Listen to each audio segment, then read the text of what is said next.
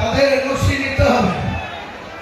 NOC তো অনেক কিছু আটকাবার চেষ্টা করবে, সে আমি নিশ্চয়ই চেষ্টা চরিত্র করে যদি আমি এনওসি পাই ব্রিগেডেই।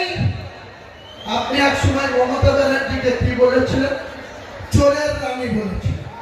সারদাতে যখন আপনি 3.5 বছর জেল খেটেছিলেন তখন মমতা বন্দ্যোপাধ্যায়ের গ্রেপ্তার চেয়েছিল। কে চেয়েছিল? হুমায়ুন কবির চেয়েছিল না কোনো মুসলিম চেয়েছিল? আপনি কুণাল ঘোষ চেয়েছিলেন। মমতাকে চোরের রানী বলেছিলেন। আমি বলিনি, হুমায়ুন কবির বলেনি, বাংলার কোন মুসলমান সম্প্রদায় মমতা বন্দ্যোপাধ্যায়কে চোর বলেনি, কিন্তু আপনারা বলেছেন। আর মমতা বন্দ্যোপাধ্যায় এত মনোবলিতে ভরা, যে যত বেশি গাল দেবে তার অত বেশি প্রমোশন হবে মমতা ব্যানার্জির কাছে। যে যত বেশি ওকে গাল দেবে মমতা ব্যানার্জি। বুদ্ধবাবু আজকাল পৃথিবীতে নেই। বুদ্ধবাবু আপনার মতো 11 বছর মুখ্যমন্ত্রী ছিল, আর জ্যোতিবাবুর মন্ত্রিসভায় দীর্ঘদিন পুলিশ মন্ত্রী তিনি নির্বাচিত হয়েছিলেন। তেনাকে মন্ত্রী করে দিলেন 2012-তে বিনা শর্তে কোনো কন্ডিশন ছাড়াই নিজের বিধায়ক পদটা তুচ্ছ করে দিয়ে মমতা বন্দ্যোপাধ্যায়ের উপরে সাক্ষী শুধু তার গৌতম সান্যাল আর তিনি নিজে। আমি আজকে আবার একবার মমতা ব্যানার্জিকে চ্যালেঞ্জ করছি, আপনার যদি শক্তি থাকে তাহলে আপনার প্রিয় চ্যানেল 18 একদিন আপনি বসুন। বিশ্ববাবু মজুমদার বসবে আর আপনি বসবেন আর আমি বসবো।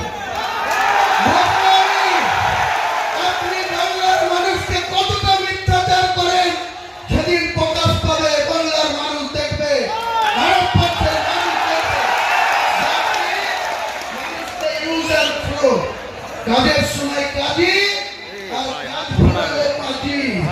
যতদিন আপনার এই শক্তি থাকবে, মমতা বন্দ্যোপাধ্যায়কে আমি চ্যালেঞ্জ করছি, আপনার সৎ সাহস থাকলে, সততা থাকলে আপনি বিশ্ববাবুকে দেখতে আপনার সময় মতো বের করুন। আমাকে ডাকলেই বিশ্ববাবু মেসেজ দিলেই আমি কলকাতায় চলে যাব, স্টুডিওতে বসবো। আমি কোনো বক্তারি করে থাকি, কোন রকম কোন অসহযোগিতা করে থাকি, নিশ্চয়ই আপনি বলবেন।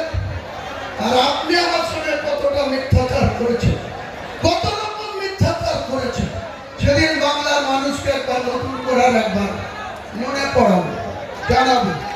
সিদ্ধান্ত নেওয়ার মালিক বাংলার জনগণ, সিদ্ধান্ত বাংলার মানুষ নেবে। আপনি আমাকে বলছেন গদ্দার। আপনি রাতের অন্ধকারে মালদা থেকে এসে আপনি আমাকে সাসপেন্ড করা কার সাথে কথা বললেন? লালগোলার বিধায়ক মোহাম্মদ আলী,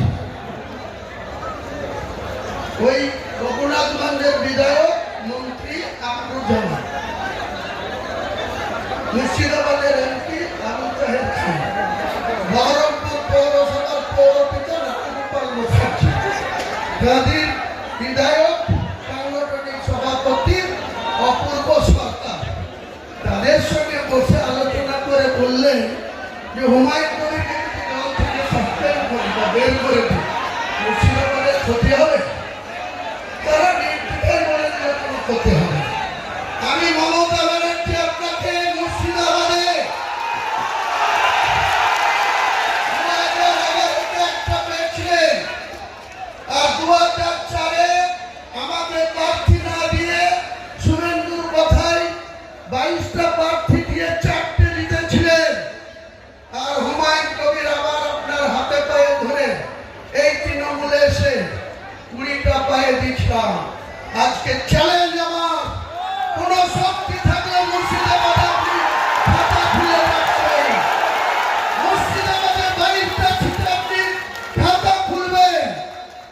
2 বিজেপি আছে, বিজেপি হয়তো 2-1টা সিট বাড়িয়ে নিতে পারে। তাদের যা কৌশল, তাদের যা অর্থবল, তাদের যা কৌশল অবলম্বন করে চলছে। কিন্তু আমি চ্যালেঞ্জ করছি, আমি বেঁচে থাকলে মমতা বন্দ্যোপাধ্যায়ের চূড়া ফুলের জিরো করবো,